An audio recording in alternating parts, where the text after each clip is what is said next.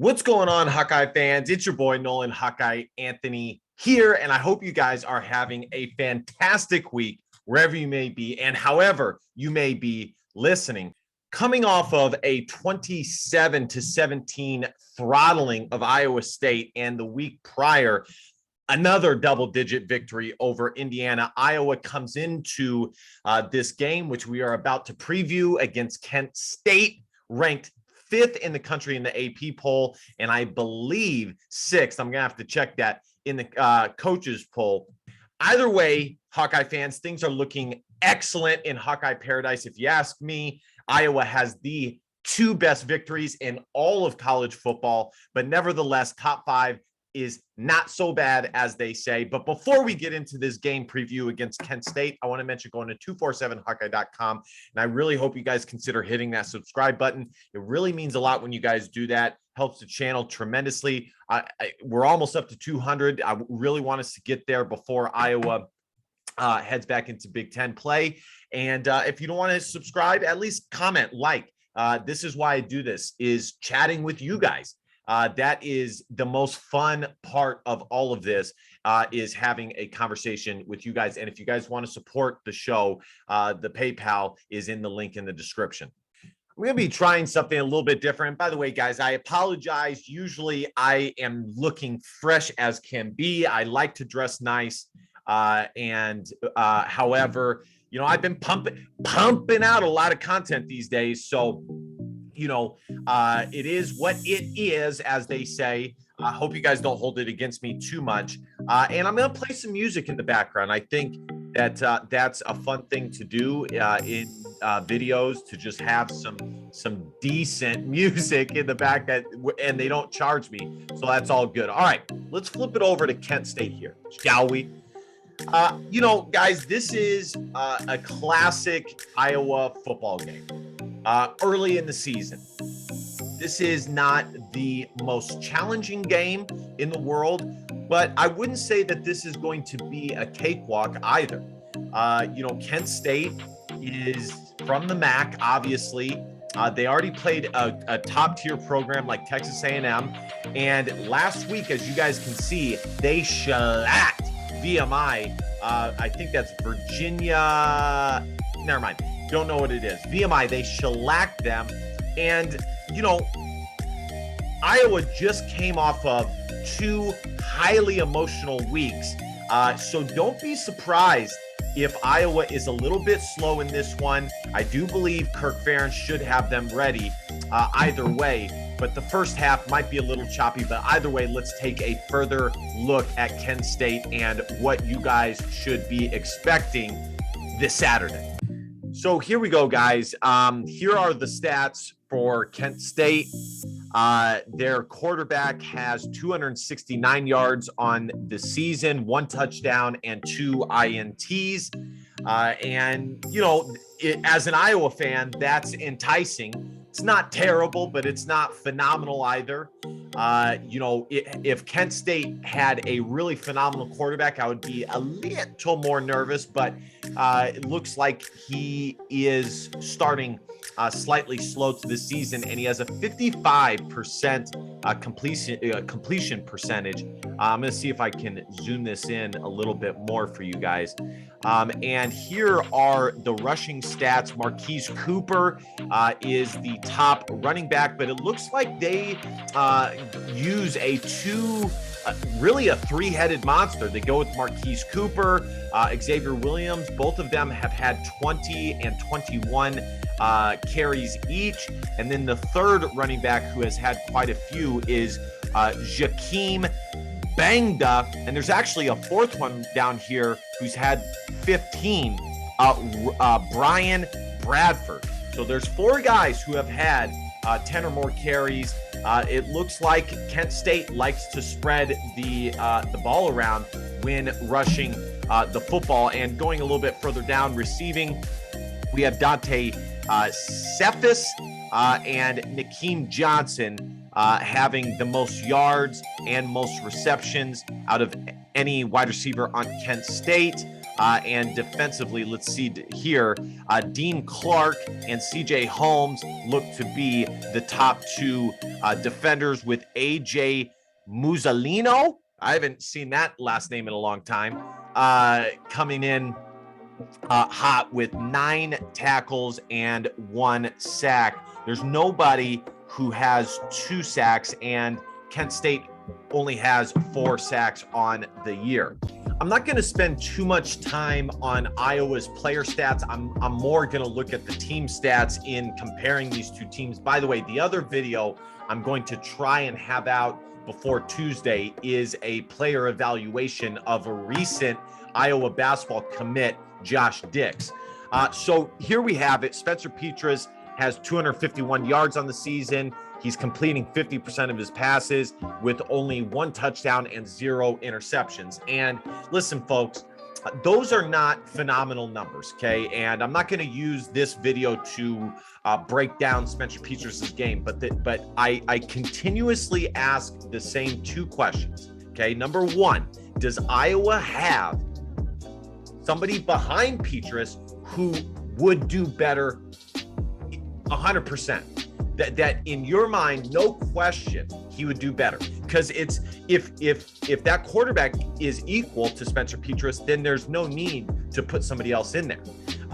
Spencer is not losing the game or anything like that, so the guy would have to be better. Does Iowa have a better option? And the second question is, if Iowa does have a better option, is it worth possibly tampering with the momentum that Iowa has created over this 8-game win streak in order to get, slightly better quarterback play? So, and I'm not answering those questions. I'm just asking you, the Iowa fan, those 2 questions.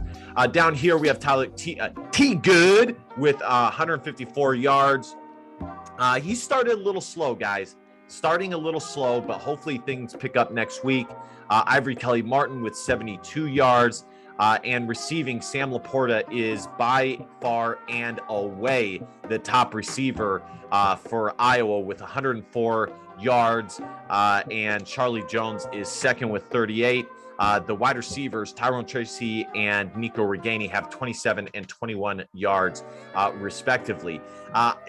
Specifically on this, guys, I look for these next 2 games for Iowa to be the week that Iowa gets their offense chugging in the right direction, meaning they need to get the confidence of the wide receivers up. They need to get their timing up, and they need to get Tyler Goodson in the run game churning, okay? And these games are important for that. That's why Iowa schedules games like this. I remember for my Division I water polo team, we had games like this because you need a game to be able to confidently execute and gain confidence from that confident execution. So this will be a very important week, and my eyes will fully be on Iowa's offense to see if they have made a big improvement from the first 2 weeks to week 3. So here is the total defense ranking through 2 games. Some teams have played 3 games, and I don't see Iowa in the top. They are 32nd in total defense. And it looks, the reason that is because Iowa is averaging or allowing 4.27 yards per play, and they are giving up 286 yards a game. I'm going to pull up Kent State here as well. And there they are, Kent State, 108 in total defense, giving up 5.91 yards per game, or per play, and giving up 437 yards of offense. Iowa better have at least 400, guys, at least 400.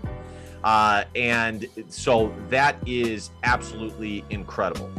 And by the way, guys, I want to make the point that because Iowa has played 2 ranked opponents, their first 2 games are not the same as everybody else's 2 games who have probably played, 1 or 2 cupcakes in the first 2 games of their season already. That's not the case for Iowa. Nevertheless, Iowa is tied for 15th in scoring defense. They are giving up 11.5 points per game so far this year. Meanwhile, Kent State checks in at 87th in scoring defense, giving up 25.5 points per game. Iowa, again, should at least, at the very least, score 25 points this upcoming Saturday. This is probably the only team offensive stat I am going to give out here. Kent State is 43rd in scoring offense. They are averaging 35 points per game, largely because of the 60-point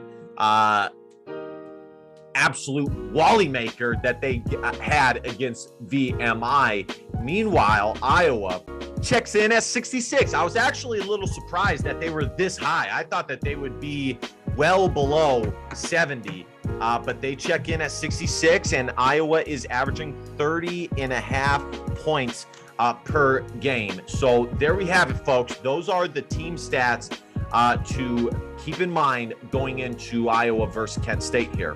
By the way, guys, the photos in the background here as I wind this video down are actually from 2008, but they are, good photos nevertheless. Listen, the bottom line is this is a game that is designed for Iowa to fine-tooth some things, to get everything in working order.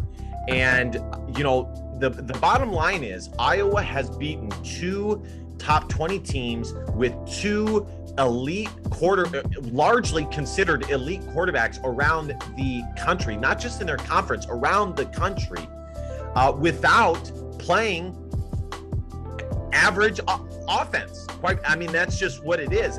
Iowa is not even at average strength offensively in what they have been able to do on that side of the football.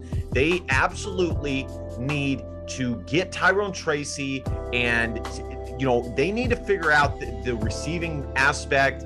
Is Tyrone Tracy the guy that he was being talked up to be before the year started, or is he not? Or is this going to be an offense where it's not really about Tyrone Tracy or Tyler Goodson? It's more just on any given game, any of them can do okay, and that's what it is. I so far tend to lean that Tyler Goodson is the best offensive weapon Iowa has, and either way, this is another game to get him on track as well. Those are probably the 2 most important things in my mind, is getting getting the passing game, getting the run game moving forward, and then just letting us see Spencer Petras have a connection with one of his wide receivers, and get that confidence going, because Iowa will, like it or not, and I have been very outspoken about how good this Iowa team is, but regardless, this Iowa team will have to beat someone in the air at one point in this season, and this is a perfect game to get that on track. Again, I've already said it, it's largely about confidence, and it's largely about moving forward. The other thing I want to say about the passing game is more of a question. Is Iowa going to keep their rotation the same, meaning Tyrone Tracy, Nico Reganey, aka Nico Raggiani, and Charlie Jones, or are they going to put some guys like Keegan Johnson, maybe Arland Bruce, maybe Desmond Hudson in there to start seeing if there's some other options at the quarterback, in the passing game, plain and simple. So I think I lean towards they are going to go to Tyrone Tracy and Nico Reganey and Charlie Jones and try and get those 3 involved. I think those are the top 3 receivers Iowa has, and I think that that's what they're going to do. But I would not be surprised if they get a lot of guys in there to see what they can do. Competition only breeds success, in my opinion. And then defensively, guys, the only critique I have defensively, because last week we saw an absolute bludgeoning from the linebacker and this secondary, just dominating Iowa State. And they did the same thing the week before, predominantly the secondary, is just the defensive line getting more consistent pressure. But even that, I'm not that worried about, because I know Zach Van Valkenburg, who does need to start getting on track, by the way, I will say that. We know what he's capable of. We've seen it from last year, and we know Iowa has the young bucks to get it going as they get more reps, as they get more opportunity. So this is just another game for Iowa's defense to show out and maybe get some more reps around to some of the younger guys on the defensive line, and maybe in some other positions as well. Maybe try and get Xavier Williams in there. But at the end of the day, guys, Iowa is trying to win this dang football game, and whatever it takes, that's what they need to do. Everything else is just secondary. All right, guys, prediction time from your boy. It's funny, last week when I've got my two predictions, I have gotten very close to being correct, especially the the Cyhawk game. Have you seen a bigger bunch of crybabies in your life than Iowa State after that loss? Anyways, but in this game, guys, I think it is possible for Iowa to come out slow, but I think they should be fine. Iowa is an elite football team. I've been saying that since the beginning of the season. They are uber talented. They have talent from older guys, and they have a lot of talent from younger guys as well. I am going to take Iowa, obviously. Wouldn't that be crazy if I took Kent State?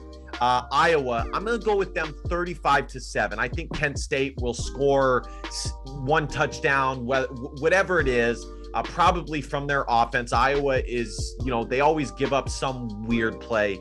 So I'm going to go with the Hawkeyes 35-7. And Iowa stays in the top five, the AP top five, for the second straight week in a row. And hopefully all the guys stay healthy and the offense can get back on track. All right, ladies and gentlemen, thank you guys so much for watching. I hope you guys truly have a fantastic week. Be sure to watch or check in for the pre-game live stream that I do before every football game right here on YouTube on the Nolan Hawkeye channel. And please consider hitting that subscribe button. It really means a lot when you do that. Hopefully we can get over 200 here. We've only been doing this for a couple of months. There's no other Iowa fan or Iowa person that even does this. So I hope you guys consider doing that. But at the very least, feel free to like and comment. This is why I do that, is to talk with you fellow Iowa fans. I love doing that. It is a great time. And I look forward to seeing you guys in the chat on the live stream. And last but not least, DBAP, don't be a pussy willow, and facts are feelings, because your feelings don't matter. Love y'all. Go Hawks.